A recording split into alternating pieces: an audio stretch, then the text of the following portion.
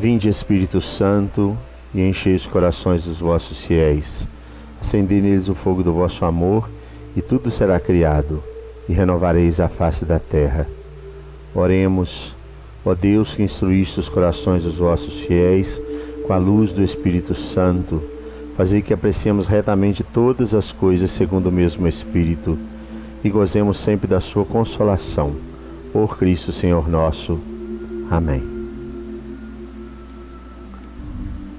É uma alegria, meu irmão e minha irmã, me encontrar com você em mais esse momento para a nossa leitura mais ou menos corrente da Palavra de Deus. Corrente que eu estou querendo dizer é uma leitura de maneira mais geral. Nós não estamos nos aprofundando nos textos bíblicos, faremos isso adiante quando chegarmos ao Evangelho. Mas para nós termos um conhecimento um pouco mais profundo da Bíblia, até porque eu tenho lembrado ao longo desse estudo bíblico, eu tenho lembrado algumas ligações com o Novo Testamento, então por isso é importante a gente passar pelo Antigo Testamento. Nosso último encontro, nosso último estudo foi do primeiro livro dos Reis.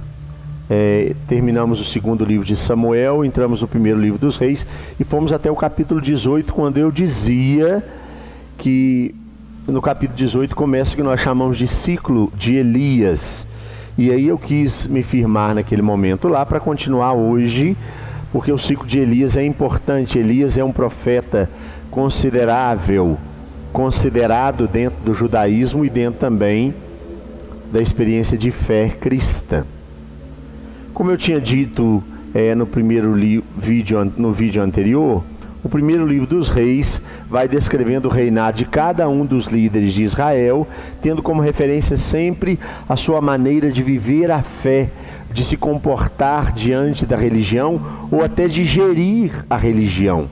Existia uma ligação muito profunda e significativa entre aquele que liderava Israel e a prática da fé, a partir do Deus de Israel, que ungia e que ungiu os reis que lideravam, que organizavam a vida do povo. Então, a prática da fé será sempre o critério de avaliação. Isso no primeiro livro dos Reis, ali no final do livro dos Reis. No segundo livro dos Reis também, a maneira de se comportar na vida de acordo com os preceitos da fé, religiosidade, será o critério de avaliação para pensar como foi, como está sendo, como está se desenvolvendo o reinado de determinada pessoa em Israel. Então, Elias e Eliseu viveram aproximadamente no século IX antes de Cristo. Lembrando sempre que os anos antes de Cristo são contados de trás para frente. Então virá primeiro o século IX, depois o século VIII, o século VII até o ano 0, quando em Jesus Cristo começa a contar de 0, 1, 2 e assim por diante. Então mais ou menos 900 anos antes de Cristo viveram Elias e Eliseu. Elias é um profeta tão importante que depois, na narrativa evangélica, Elias aparecerá com Moisés ao lado de Jesus, lá no Monte Tabor. Vocês se lembram disso no episódio da Transfiguração. E também Elias é saudado pelos judeus praticantes. Essa é uma coisa interessante a gente conhecer. Em cada celebração da Páscoa judaica, Elias é lembrado lá na ceia judaica, isso até nos dias de hoje. Não sei se vocês sabiam disso. Tem um copo de vinho que é servido para o profeta Elias, e um prato fica vazio, lugar vago, para o profeta Elias, contando que naquela ceia judaica ele pode chegar. Por que isso? Porque Israel ensinou, e todos os israelitas sabem, que o Messias voltaria quando voltasse o profeta Elias. Se de repente o profeta Elias chegar, já tem um lugar preparado para ele na ceia, já tem o vinho servido e ele vem anunciar a vinda do Messias. Então existe essa espera em Israel. Segundo a tradição judaica, ele voltaria para anunciar a chegada do Messias. Também no Novo Testamento, Elias é citado em outro momento, quando Jesus pergunta: quem as pessoas estão dizendo por aí que sou eu? Alguns estão dizendo que é Elias ou algum dos profetas. até de João Batista também suspeitam que aquele que anuncia com vigor, com coragem, seja o profeta Elias que voltou para anunciar o Messias. Então, para começarmos o chamado ciclo de Elias, nós vamos caminhar do capítulo 16 em diante, no primeiro livro dos Reis, lá do capítulo 16 em diante, e aí nós depois vamos chegar no capítulo 18, onde começa propriamente o ciclo de Elias. É assim que aparece no final do capítulo 16 uma referência ao rei Acabe,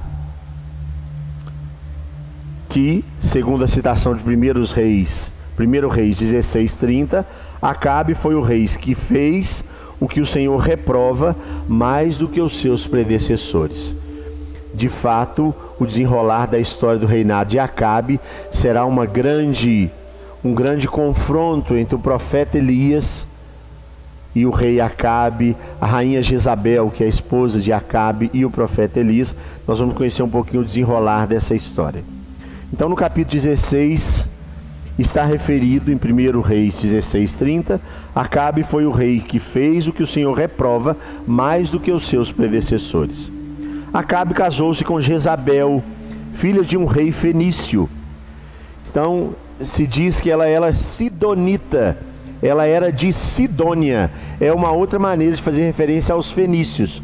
E por que eu estou lembrando Sidônia? Porque depois também essa cidade aparecerá no Evangelho. Nós vamos conhecer quando chegarmos lá no Evangelho.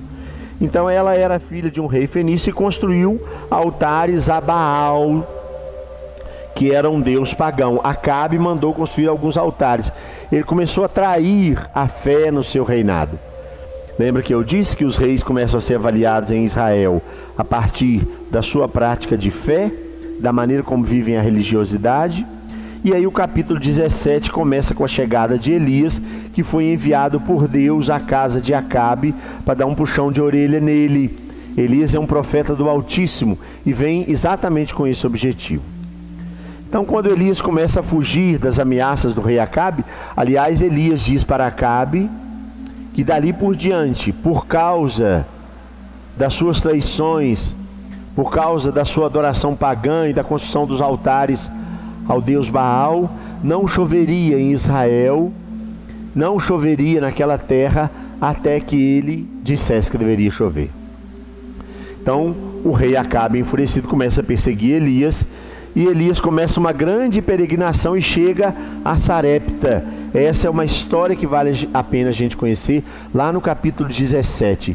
Chega à casa de uma viúva que na entrada da cidade estava catando lenha. Gostaria de sugerir que você lesse no primeiro livro dos Reis, o capítulo 17, para conhecer a história da viúva de Sarepta. E Elias pede a ela um socorro para alimentar-se, uma ajuda. Ela diz que está na pobreza, quase na indigência, e o que ela tinha não seria suficiente para alimentá-la e ao filho, e tem essa resposta de Elias. É belíssima a resposta. Assim diz o Senhor, ele diz à viúva, o Senhor Deus de Israel: a vasilha de farinha não se esvaziará, a jarra de azeite não se esgotará, até o dia em que o Senhor enviar a chuva sobre a terra. Essa palavra de Elias é uma palavra para dizer que aquele que se dispõe, em nome de Deus, a realizar um gesto de caridade, não ficará no desprezo e na penúria, receberá sempre o socorro de Deus. A história do encontro de Elias com a viúva em Sarepta é a história que culmina com a morte do filho da viúva e o seu retorno à vida a partir da súplica e da oração de Elias. O filho da viúva morre e Elias fará uma oração. Outro momento importante da vida de Elias é o confronto com os sacerdotes pagãos do Monte Carmelo. Isso está em 1 Reis 18 e nós vamos perceber por que é importante isso. Os sacerdotes pagãos eram aqueles que serviam a Baal, segundo a influência da rainha Jezabel. Baal era o deus da chuva para os cananeus e os fenícios. E aí Elias invocará o fogo que vem do céu para exterminar os sacerdotes pagãos e suplicará a chuva que chegará. você deve ler também no primeiro livro dos Reis, no capítulo 18, o desenrolar dessa história. Você vai ver qual foi a atitude de Elias. Eu queria fazer um parêntese aqui para falar um pouquinho do Monte Carmelo. É uma curiosidade, dentro do mundo católico ela é muito importante, essa curiosidade. A palavra Carmelo significa pomar bem cultivado, jardim fértil, vinha de Deus. Se originou do hebraico Carmel, que quer dizer literalmente campo, jardim bem cultivado ou vinha de Deus. Por que Carmelo é importante? Porque de Carmelo vem a palavra carmelita. E aí, qual que é a relação que carmelita tem a ver com a nossa história? Se lembra que Santa Teresinha do Menino Jesus era carmelita, a padroeira dessa paróquia onde eu estou trabalhando.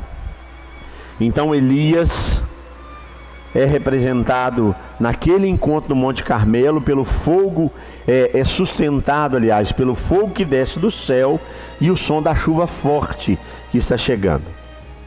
Ao final desse capítulo tem a visão de Elias, muito interessante o diálogo de Elias com o servo, que vai dizer a Elias se a chuva está chegando. Você leia lá depois, a história é curiosa.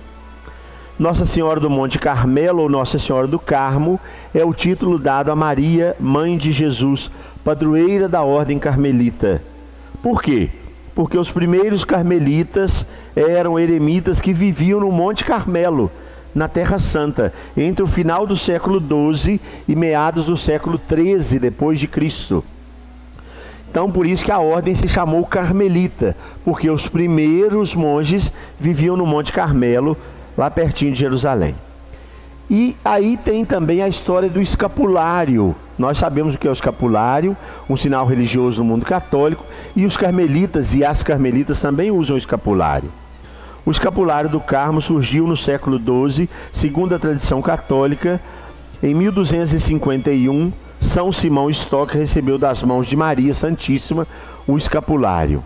Vale a pena você pesquisar, e é belíssima a palavra que Nossa Senhora diz a São João Stock, entregando a ele o escapulário. O escapulário é um sinal da aliança com Nossa Senhora e com Jesus. Por isso no escapulário tem sempre a efígie de Maria e a efígie de Jesus. Segundo a devoção católica, assim como Maria vestia ao seu filho Jesus, da mesma forma Maria quer revestir também a nós, os seus filhos adotivos. Por que filhos adotivos?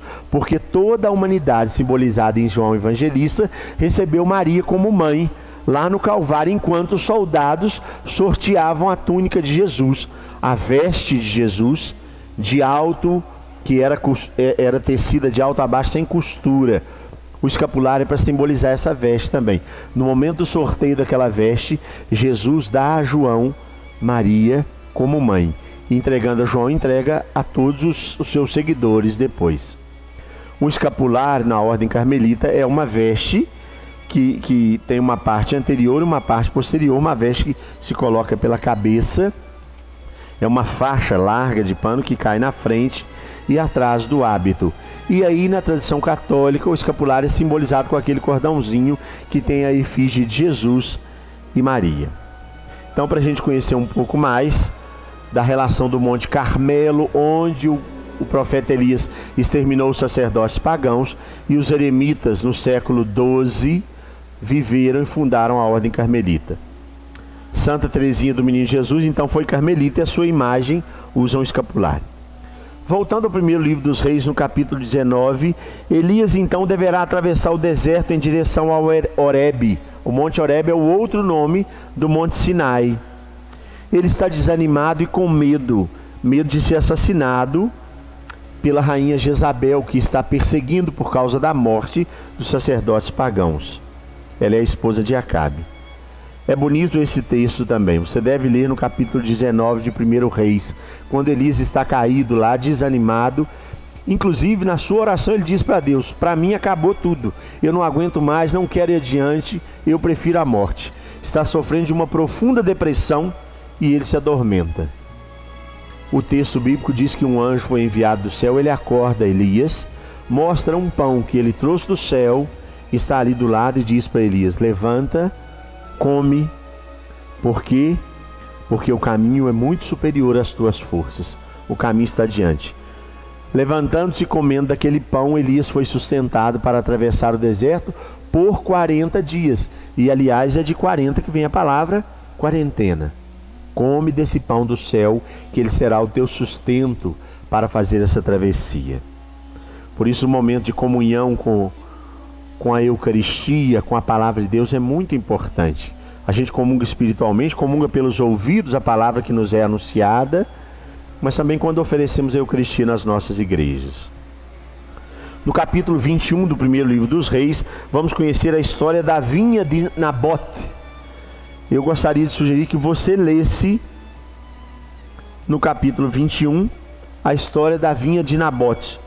Lá na história que se desenrola, é importante conhecer, porque Elias falará como irá morrer a rainha Jezabel. E a narrativa da sua morte está no segundo livro dos Reis, no capítulo 9. Depois do versículo 30, como que ela morreu, segundo a profecia de Elias. Então nós vamos começar o segundo livro dos Reis, em 2 Reis. O segundo livro dos Reis vem logo depois do primeiro livro. Em 2 Reis, no capítulo 2, conheceremos a maneira como termina o ministério de Elias e a sua transmissão para o profeta Eliseu. Eu preciso fazer uma pequena conferência. Espera um pouquinho. Eu quero ver se a narrativa da morte da rainha Jezabel está no segundo livro dos Reis ou no livro das Crônicas. É no segundo livro dos Reis mesmo, que eu acabei de citar. No segundo livro dos Reis, no capítulo 9, a partir do versículo 30, diz como morreu a rainha Jezabel. Então, começando o segundo livro dos Reis, nós conhecemos o finalzinho do ministério de Elias e o início do ministério do profeta Eliseu. Eliseu pede a Deus uma dupla porção do espírito de Elias, e ele é atendido. Se você for ler a história de Eliseu lá no segundo livro dos Reis, você vai perceber que quase tudo que Eliseu faz é o dobro do que faz o profeta Elias. Por quê? Porque ele pediu uma dupla porção do espírito e foi atendido.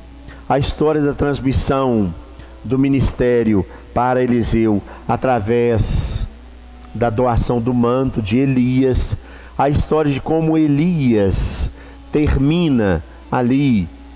Nós não vamos falar de morte de Elias, porque não existem indicações que ele morreu, mas lendo lá no segundo livro dos Reis, a partir do capítulo 2, você vai perceber como é que aconteceu o finalzinho da história de Elias. O profeta Elias é associado ao fogo e à montanha, enquanto o profeta Eliseu, que é o continuador de seu ministério profético, será associado à planície, aos rios e às águas. Nós conheceremos a partir do capítulo 4 do segundo livro dos Reis, a narrativa de vários milagres do profeta Eliseu. Esses vários milagres são as narrativas de alguns episódios interessantes, como eu dizia, em que Eliseu praticamente duplica aqueles feitos que a partir da unção de Deus Elias tinha realizado. Como por exemplo, Elias ora e pede a Deus e o filho da viúva volta à vida. Eliseu fará isso 2 vezes. Elias era um profeta que desenvolvia o seu ministério sozinho. Eliseu terá discípulos. Em outros momentos nós vamos perceber essa duplicidade do Espírito dado a Eliseu para ele multiplicar as graças que recebe de Deus em favor de toda Israel. De qualquer modo, o segundo livro dos Reis terminará ou continuará com a narrativa da monarquia já dividida em Israel, a narrativa de vários reinados, muitos nomes diferentes, até um pouco complicados, alguns que a gente não conhece, outros que a gente conhece, mas que você vai perceber a partir da leitura mesmo da Sagrada Escritura. Eu quero encerrar assim, então, essa passagem pelos livros dos Reis, o primeiro e o segundo livro dos Reis, o segundo bem mais breve hoje, falando um pouquinho do ministério de Eliseu, e nós vamos depois entrar nos livros das Crônicas, que são 2 também, primeiro Crônicas e segundo Crônicas. até lá você deve aproveitar para você ir lendo a palavra de Deus, grifando algumas coisas que você acha importante e aprendendo com ela. Eu aprendi com o Padre Doni, se conserva essa prática. Eu leio sempre tendo em mãos um giz de cera colorido. Eu vou colorindo suavemente nas páginas da palavra, aquelas passagens que são mais interessantes, porque o giz de cera não passa para outra página. A cor fica bem suave e me dá um destaque ali no livro que eu estou lendo, aquilo que eu achei interessante e serve para a minha prática da fé. Eu quero então me despedir a vocês, desejando uma noite abençoada e que a bênção do Senhor recaia sobre você, sua espiritualidade, seu estudo, em nome do Pai, e do Filho, e do Espírito Santo. Amém.